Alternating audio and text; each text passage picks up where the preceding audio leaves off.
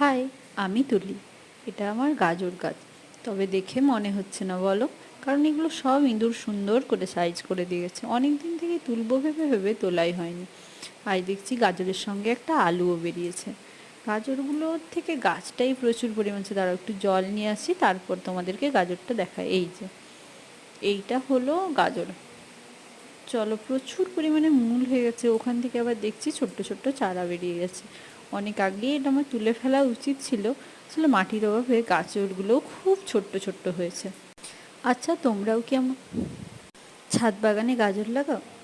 আমি কিন্তু শখ করেই 2-4টা লাগিয়েছিলাম, তারপর আমার পায়ের ওই ব্যথার কারণে উঠিও নি, আর গাছগুলোতেও ঠিকঠাকভাবে যত্ন নেওয়া হয়নি, আর গাজরগুলোও তোলা হয়নি। আচ্ছা, তোমাদের মধ্যে এমন কেউ আছো যে কখনো গাজর গাছ দেখোনি?